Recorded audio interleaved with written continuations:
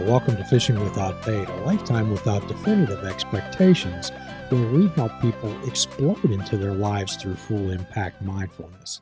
The only requirement is the honesty, open-mindedness, and willingness to try. And if you have a few pixie dust of sprinkles of those, welcome aboard and let the adventure begin.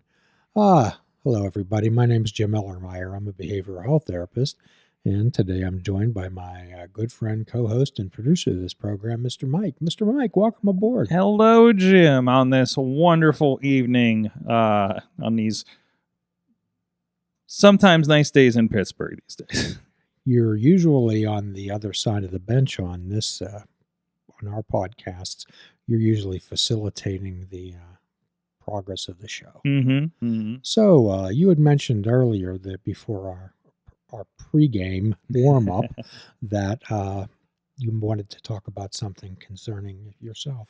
I want to talk a little bit about self-care because I'm trying to be, always trying to do a little bit more with it, and I find myself with a very interesting schedule, doing entertainment and events. You find yourself, not in a 9 to 5 with weekends, let's say, situation. And I think a lot of people can identify that, whether they're, so busy and have kids or, just have a lot of grind with their job and everything. And are they finding time for themselves and making time for themselves, maybe choosing some time for themselves. I like the way you're talking. Exactly. And I made a choice there. I recently had a birthday, 43 years young.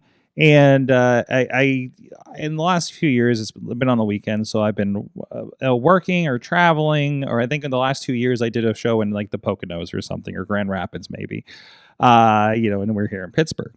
So I didn't have anything. It's on a Monday, and I said, you know what, I had some events leading up to it, and I said, I'm going to take a Sunday. I want to take the Monday, which was my birthday, and do some me things. Ghostbusters, big Ghostbusters fan. Went and saw the movie with my best friend. Then I went out to dinner with my mother for the birthday dinner. And then I just walked around Pittsburgh, and I had a concert I wanted to go to on Monday night, and made the choice to do that. Move some things around because we were supposed to record that night, and I asked if we can move it, and thank you for that. But it was good. It was just a good day to just go down, have a permane sandwich in the market square. It was a beautiful day, one of the great days here.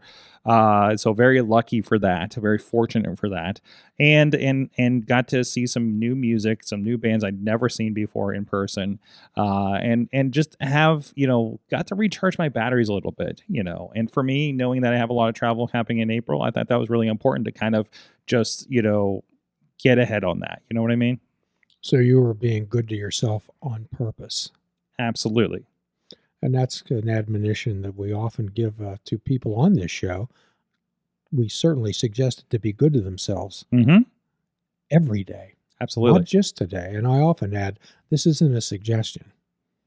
It's more of a marching life order. Now, we have to be realists also, because I realize that some people have issues and things in front of them that they just can't drop everything and walk through the woods petting squirrels and playing magic flutes. Yeah. Okay. But however, like we had talked earlier, Mike, what I often ask people to do is chart out 2 weeks, not just 8 hours, 24 hours a day. And for put it down in half-hour blocks and put down exactly what you did during that time. And I ask people not to be embarrassed if they watched 6 hours of Walking Dead on their couch, then they did.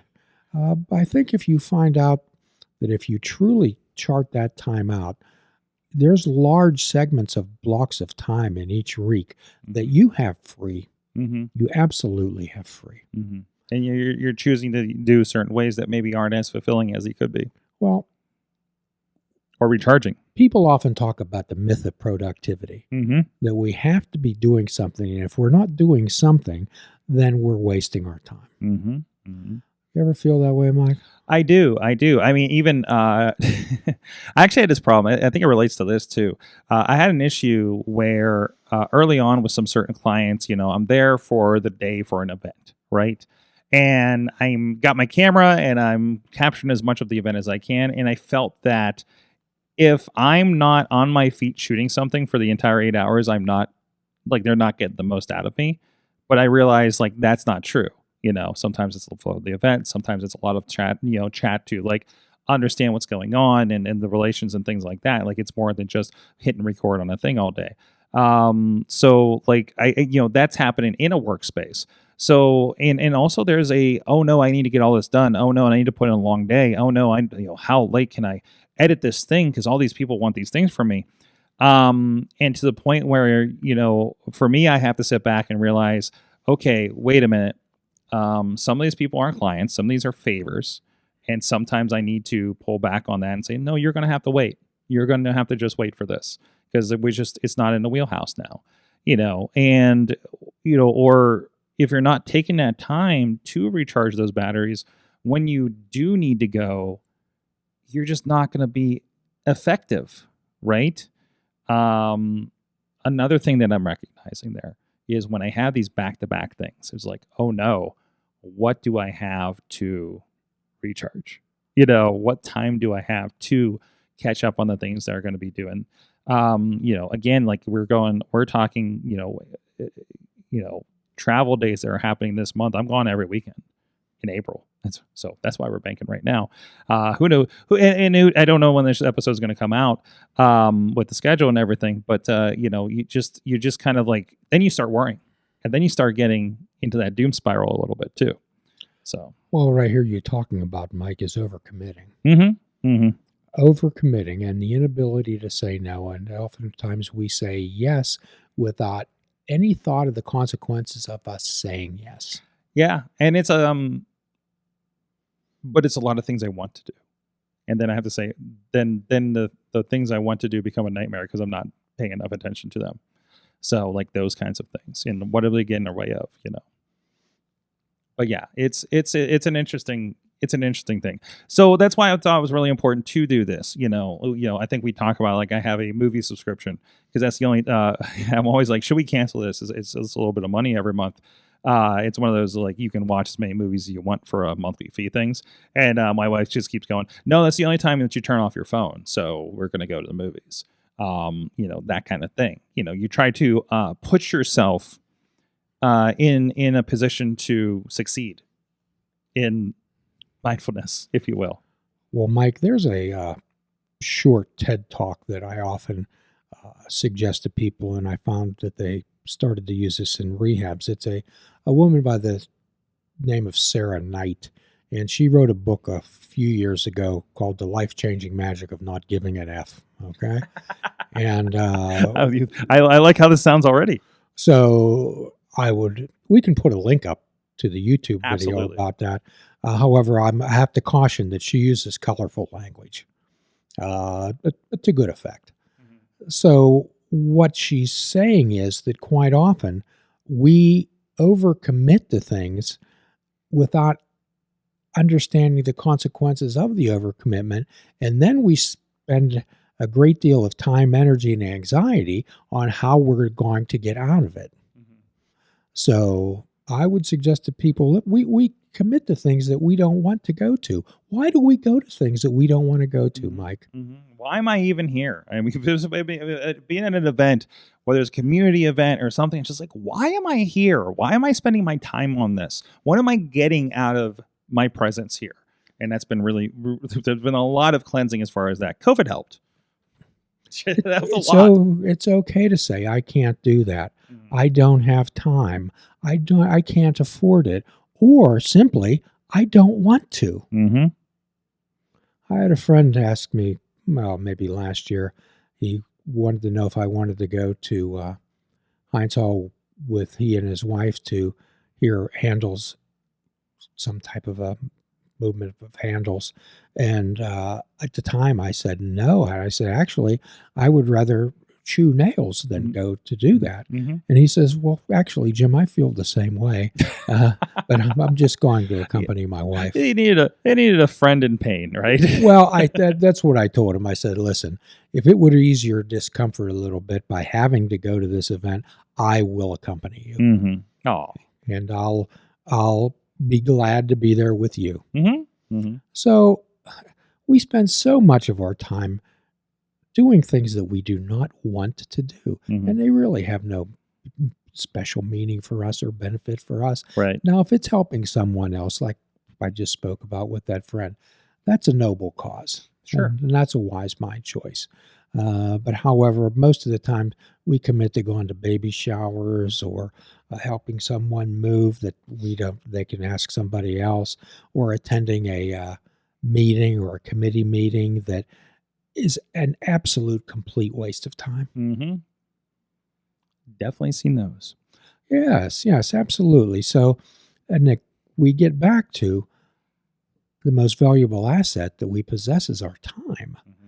And, we've talked about time as currency on this show more than once. Anybody that wanted to do that, just hit the search key on www.fishingwithoutbait and put in time as currency, and you'll come up with a number of topics. We also talked on a number of podcasts, Mike, about having a spa moment. Mm-hmm. And a spa moment doesn't mean that you have to drop everything and go to a spa. And I think that's what that was on the Monday for me, was that spa moment. To me, like one of my favorite things to do, and I feel like I only end up doing this once a year, to be honest. And I'm hoping I get more than one this year. I think I made 2 this year. I got to do it. I love walking out of the studio, hopping on the train, going downtown, because I love the subway. I love that I can do that, right? And just walk around downtown a little bit, see what stores have changed, see what's new, and just walk out to the point. Just walk all the way out to the point and stand there for a while, sit there for a bit. Like that is the relax, get away from everything. Put my phone on do not disturb for the day. Only intentionally pick it up to do something, take a picture, whatever I want to do. And then I didn't even and one thing I do as a very social media minded person, I decided I am not going to post anything until I'm done. Like, other than texting with my friends and just like, hey, did you see this? Hey, what's going on here? It's like nobody, like, hey, I did this thing today. Not as I'm going, not live blogging my day or anything like that. As somebody who would typically do that in their day-to-day events as things happen. And that was just me kind of detaching from things for a bit and just kind of being with myself for a bit. And the events that I was going to, I guess, and my friends. We've talked before about time bandits, emotional vampires, and our phones can be one of the most egregious time bandits that we possess. Absolutely. Yes. So I think in the future, what we're hoping to do is have somebody on that's more knowledgeable about screen time and youth than we are. Mm-hmm. Yeah, we got a really interesting request that we're hopefully getting to that. But no, I think that's in I guess other than you talked about the calendar aspect and things like that. Like how else can we kind of put a pin in things and kind of make way and move things aside to do that spa day? And I know you talk about like it's like 5 minutes or things like that. How do you battle the feeling that you're, I don't know if maybe I put this as you feel like you're wasting your time not being efficient by caring for yourself, if that makes sense. Well, we definitely need to recharge, and I think everyone out there knows that I, over the last 6 months, have paid for a lifetime of poor choices and not taking care of myself by having that open heart surgery and being woken up in a hospital. I remember I went into congestive heart failure at my office, and the next day I woke up in Presbyterian Hospital in Pittsburgh, and my son's sitting there, and I'm intubated. They take the intubation out, they untie me, and I tell my son, I said, I'm grateful that you're here. And he got up and pointed his finger at me, and he said, you ought to be grateful for the emergency room doctor who saved your life. That's who you should be grateful for. And actually, what he told me was, he's there, you know what? I'm paying for a life. This was after me being in and out of the hospital for 3 or 4 months at the time. And he looked at me and he says, I'm paying for a lifetime of your poor choices. And you know what, Mike? He was exactly correct.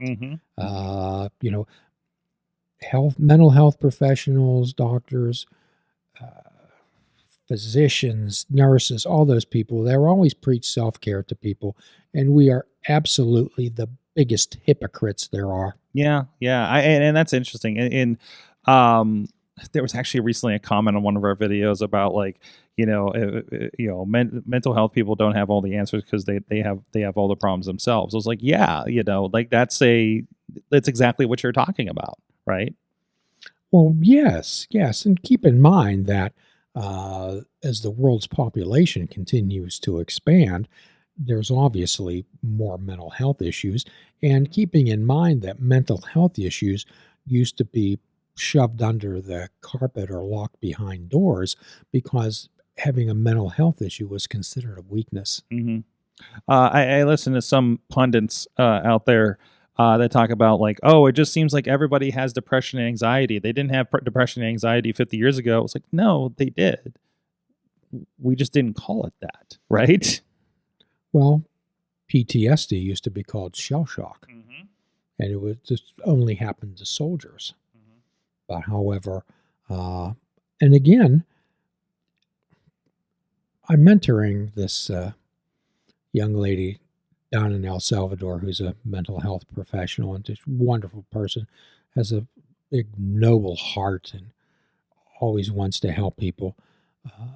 The mental health system in that country is almost non-existent. Mm-hmm. Mm-hmm. For people who can have afford to go to the few facilities that are available, they have to go to government-sponsored hospitals, and the care there is marginal. Mm-hmm. Okay, so here in the United States, I think people could be more grateful about that. Mm-hmm. Their access to mental health is sometimes tough as that can be. Yeah, yeah, absolutely. Like it could be worse. It definitely could be worse. But then there's more focus and there's more talk about it, and there could always be more. There could always be more. Well, But generally, when I was younger, dating myself, there used to call it an idiot light on a automobile. Okay, there was just one red button, and if it lit, then that meant something was wrong. Who knows what that was? Mhm. Okay, could have been a myriad of things. But however, what most people would do, they'd put tape over the idiot light there, so you couldn't tell when the red button come on. Mhm. And that's the way sometimes people could do through life. They just put a tape over the idiot button, Mhm. Mhm. the idiot light. Yep. Doesn't that make you an idiot? Yeah, absolutely. Yeah, there is kind of ignoring the bigger issue, right? Which I think a lot of us end up with a special talent for in the end. So, yes. Well, we don't want to wait until things become an emergency. Mm-hmm. You know, I when I don't hear from somebody for a longer period of time and they contact me, I'm fairly certain that I'm going to be operating an emergency room. Mm-hmm. Mm-hmm. And there's a lot of times we talk about maintaining mental health, maintaining physical health. People will say, I don't need to, I'm feeling good. That's why I haven't contacted you. Sometimes I'll say to them, do you think that you might be feeling good because of the things that we've incorporated into your life? And the best time to come into therapy is when you are feeling good. Mm-hmm. So we don't have to put out brush fires, and we can add to and reinforce techniques that work into your life. Mm-hmm. It's very difficult to find the fire extinguisher when the house is on fire. You're doing good now. What do we need to do to maintain that? Right? Yes. Yeah. There's a song that I listened to. Oh, I'm trying to remember the line. It's called Chalk Outlines, and I think it's a very mental health and kind of drug addiction kind of thing. And it's like, yeah, take another pill because I'm really afraid of the good days because they don't last. Yeah. It's been really kind of striking a chord with me lately, with that song, and like that seems like it, right? Like, oh, these are good days, so you know, how do I deal with that? You know. Well, what you're talking about, people going through life with a sense of impending doom. Mm-hmm. Mm-hmm. Mm-hmm. And the longer I feel better, the harder I'm going to fall. Yeah. Yeah. You're just kind of like waiting for that other shoe to fall a little bit. Yeah. A lot of times people have this sense of a pending doom or existential dread. Mm-hmm. Uh, they can't stand prosperity. Mm-hmm. They can't stand being good because it's foreign to them. It is so foreign, and as everyone out there knows, I'm a big proponent and in 12-step recovery. And it says in the book that we're meant to be happy, joyous, and free. Mm-hmm. So if you're not happy, joyous, and free, then you might want to re-examine your life. Some people worrying about not worrying enough. Yeah. Yeah. It's funny how you do that job on yourself. Well, what do we send people home with here, Jim? Well, we're going to send people home with,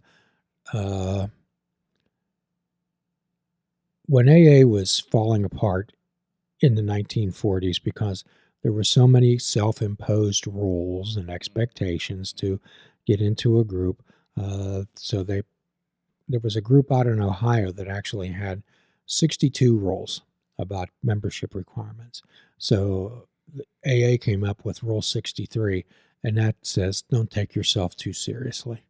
I would say to everybody, don't take themselves that seriously. You're important, but just ask yourself, how important is this? What's meaningful to me? There's a song by Mac McAnally. He played guitar in Jimmy Buffett's band. Mm-hmm. Okay, and he has this song, and I play it every day, and it's called "Every Day Is Once in a Lifetime." Okay, so I think we can put a link up to "Every Day Is Once in a Lifetime" too. If we get up in the morning and we just change our perspective, we can either get up in the morning and say, "Oh, another day," or we can say, "Oh, another day." Mm-hmm. Same sentence is just a change in perspective. I like that. I really like that. I really like that. One thing I do is when I get up in the morning, it's like, what kind of day is today going to be? And then I answer that. Mike, most people ruin their days before they get out of bed. Absolutely. Thinking of all the things that they have to do. Mm-hmm. And again, that gets back to we are not wired to multitask. We could leave people with saying, am I trying to multitask? How many things am I trying to do at once? And how many things can I do well at once? Yep. So any parting messages out there for our listeners and your fans, Mike? My fans. My fans. Take care of yourself. Find the ways to take care of yourself. Find the ways that really do help recharge your batteries, and then lean into that. Figure out what in your life that is positive for you and makes you feel good, and make sure there's more of that. So before we sign off tonight, I think perhaps you could enlighten people as to the number of offers that we have. We have a YouTube channel, our Instagrams, our shorts. Shorts, reels, Instagram, YouTube shorts. We're digging out a lot of the old archive here and make it a more attainable, adjustable, your daily affirmations. We're trying to put several of our short videos out on multiple platforms. All in LinkedIn. I had a good message from a friend of mine that was really enjoying the videos we've been putting out here on LinkedIn. Of all places. So, and really appreciating the feedback that's happening there across all the platforms. Again, TikTok, Instagram, Facebook Reels, LinkedIn. We're posting the videos as well on the Twitter, on Threads. So if you want to go check out all those, wherever you are, hopefully we are too. And we are actually, I got a little note to maybe add another platform to that I hear a lot of people that would be interested in us would be on. So follow that. Sometimes people listen to the podcast. Sometimes people will just listen to the bits of the podcast. Whatever works and helps you from day to day, we're open to be able to provide that for you, and have some more options hopefully here in the future as well. And as we always say, everybody is recovery from something. And whether it's chewing your fingernails, eating banana popsicles, or drug or alcohol addiction, relationship issues, anxiety, whatever it is. So what we love to portray recovery stories. We love to put people out there who show how they got here from there. That's the big deal that we want to talk about, how they got here from there. We love to have those type of stories. If you have a story that you think would be beneficial toward helping people, please contact us at the show. We'd be glad to talk to you. And as always, we offer a free prescription at the end of every podcast. Fruits, nuts, and vegetables. Unplug your television and take up fishing. And for a truly mindful experience, we suggest that you fish without bait. Please do a kindness for another and do a kindness for yourself. Forgive another and forgive yourself. If we're all not God's children, none of us are. Till all are free, none are free. Namaste, my friends.